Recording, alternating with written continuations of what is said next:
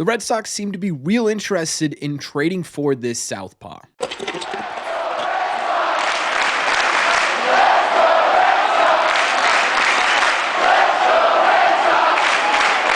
What is going on, everybody? Welcome back to Red Seat Radio. My name is Corbin. As the Red Sox continue to search for improvements for this baseball club, new opportunities keep arising with teams shuffling up their rosters as well. And the other day, an opportunity came up that appears to have the Red Sox super interested. The question is it a perfect fit, or does this make sense at all? That's what we are going to be talking about in today's video. We're going to be looking at the possibility of the Red Sox trading for James Paxton, what it would take to get him, and why it may or may not make sense for this Red Sox team. Thank you all very much for clicking on this one. Let's get into it. All right, so for those of you who may not know yet, Dodgers just a couple of days ago, basically right after James Paxton diced up the Boston Red Sox, DFA'd James Paxton from their team. And we'll get to why he was DFA'd in just a second. But for those of you who don't know, now that means that the Dodgers have exactly 1 week from the day that they DFA'd Paxton to trade him, or he will be submitted to the waiver wire, meaning any team can pick him up and the Dodgers take his salary, which makes things very interesting for the Boston Red Sox. In fact, Alex Spear already has sort of confirmed that the Red Sox are in on James Paxton in a report saying, quote, according to multiple major league sources, the Sox have already reached out to the Dodgers to express interest in Paxton. On some levels, this makes a lot of sense why the Red Sox should be interested in him. They were interested in him all offseason. We knew that that was a thing. They had been talking to him basically since Craig Breslow took over, and there had been a possibility of him coming back. And when you look at what this Red Sox team needs right now, there's a lot of boxes James Paxton checks off. A veteran arm, check. A left-handed arm, check. A guy who could come in here on a minimal value, check. Check and check, right? There's a lot of things here that make sense as to why the Red Sox should be interested in him. However, what I will say is that there's a lot of things that scare me about this Red Sox interest in James Paxton. The first one is the reason he was DFA'd. The reason he was DFA'd was to make room for guys like Tyler Glasnow and Clayton Kershaw coming back from the IL. They chose James Paxton because he's not exactly having the best statistical season. Despite the fact that he has an 8-2 record on the year, James Paxton currently has a 4.43 ERA in 18 starts with an even higher, closing in on 5 FIP at 4.95. His WHIP is real high at 1.455, good for a 89 ERA plus, about 11% below league average production. On top of that, he's walking a ton of batters. Right now, he has a walk rate of 12.3%, which is 4% higher than league average, as well as easily the highest walk rate of his career. To scare you just a little bit more, here is James Paxton Baseball Savant page. Sorry, audio listeners, you aren't going to get this visual,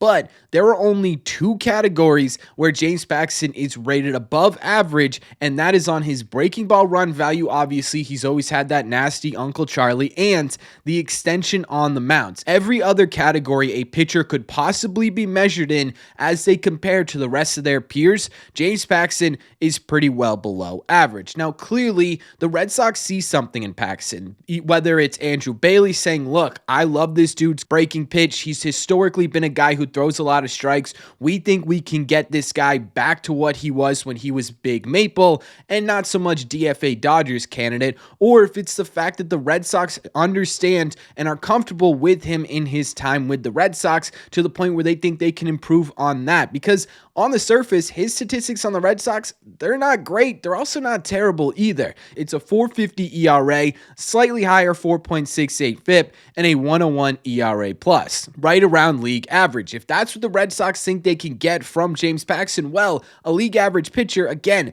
is it going to turn heads? It's not a deadline changing move. It's nothing that's going to break the internet if James Paxton comes to the Red Sox, but it may end up being helpful in the long run. Still, those metrics really scare me. Another reason I don't love the idea of James Paxton to the Sox is because, again, we've talked about it all the time. We talked about it in the video today. We're probably going to be talking about it in the video tomorrow, but the Red Sox need consistent innings. They need to find a guy who you can pretty much rely on giving you some legitimate innings down the stretch. James Paxton used to be that guy. He's not that guy anymore. James Paxton has not thrown over 100 innings since he was 30 years old. He's now 35 years old. That's 5 5 seasons in a row where he has had injuries that have prevented him from throwing 100 plus innings. And to me, that's a really big red flag in my opinion. It's a big reason why the Red Sox were so cautious this offseason giving him money. It was the reason they gave him such an interesting deal to begin with when he was first with this Red Sox team, right? Though that injury history is a huge red mark on James Paxton's page right now. And again, there were seasons where he did pitch a whole lot of innings, and he has done it before. He understands what it's going to take, but that was also 5 years ago on an arm that's 5 years younger. And you're talking about 2019 to 2024. There's a big difference there, right? I don't know if James Paxton can be that consistent arm that the Red Sox have been looking for. And finally, my biggest fear with this James Paxton news is that the Red Sox go out, they get James Paxton, and they say, look, guys, we got a starting pitcher, and that's that, right? They either turn their attention somewhere else and go out and get a bat and a bullpen arm, or they don't do much of anything else, and they say, well, we did try at the deadline. We brought in James Paxton. To me, the Red Sox doing that would be flat out asinine. I don't think Craig Breslow would be willing to do that, would be willing to say, look what we got, you guys. It's James Paxton, right? And then that's sort of the end of the conversation here, but it definitely is a possibility,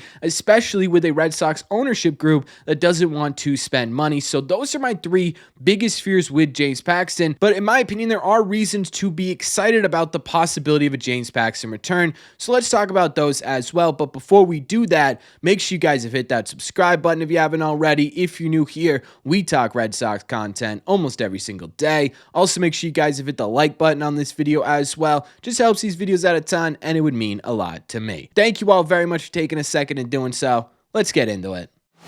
James Paxton, the starting pitcher savior of the Boston Red Sox, really scares me a lot. But James Paxton, the sort of long relief spot starter, we're going to throw this at the wall, see if it sticks, because he's worth about $3.5 million for the rest of the season, and it's not going to take a lot to get him, guy.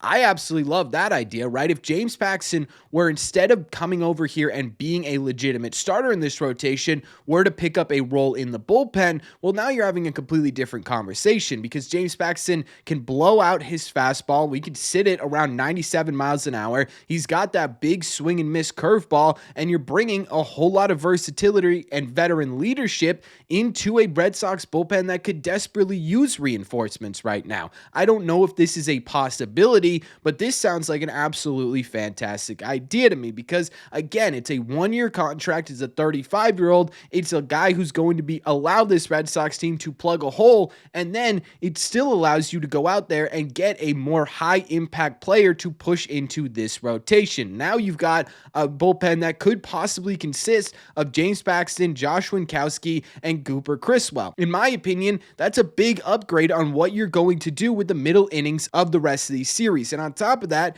it does something also extremely important. Paxton may not be used to throwing 150 innings anymore, but he may be able to give you 120, 130, and if he can do that spread out over the course of the rest of the season, you now are more comfortable with pulling guys like Tanner Houck or Cutter Crawford, who are getting towards or passing their innings maximum of their pass in this season right now, right? You're going to be able to help minimize the damage on their arms as we get into the home stretch here by selecting a guy like James Paxton. So there is a situation here where I really, really like the idea of James Paxton. Again, James Paxton, the long relief spot starting reliever, sounds like a fantastic idea to me. The James Paxton, hey, this is the guy that we're going to get to solve our pitching problems. Yeah, that one doesn't excite me as much for sure. Now, in terms of what it would take to get him here, like I said, it's probably not going to cost a lot. In all honesty, there is a world in which the Dodgers just say, hey, look, pick up the rest of this contract. We want to wipe our hands with them. We're good. But the problem with that is right now, as you get closer towards the deadline, a lot of teams are going to be saying, hey, maybe we could take a chance on James Paxton too. And so that price is probably going to go up a little bit. I would imagine anyone that they do end up giving up for Paxton, if they get him, isn't going to be anyone that's going to be like, no, I can't believe they traded him, right? You're not giving Roman Anthony for James Paxton at this point in his career. So I don't think the price to get him is going to be all that high. I do think the ability to get him is going to be a little bit of a bloodbath, but we'll wait and see. I would assume that this move is going to happen fairly quickly, as the Dodgers are probably going to want to clear him out as soon as humanly possible, get that money off the books too as soon as humanly possible. So a lot going on here. Let me know what you think in the comment section down below. What do you think about the possibility of the Red Sox trading for James Paxton? Do you like the idea? Do you not like the idea? And what role would you put him in if you were in charge of the Boston Red Sox? Let me know all your thoughts on this latest topic in the comment section down below. As always, if you made it to the end of this video, do me a favor. Make sure you guys have hit that subscribe button if you haven't already. If you're new here, we talk Red Sox content almost every single day. Also, make sure you guys have hit the like button on this video as well. Helps these videos out a ton, and it's the best way to let me know you're enjoying the content we are putting out. Don't forget, you can always get these episodes in podcast form if you want to listen instead of watch. All you got to do is head over to your favorite podcasting app and look up Red Seat Radio. Thank you all very much for clicking on this one, and I will see you in the red seats.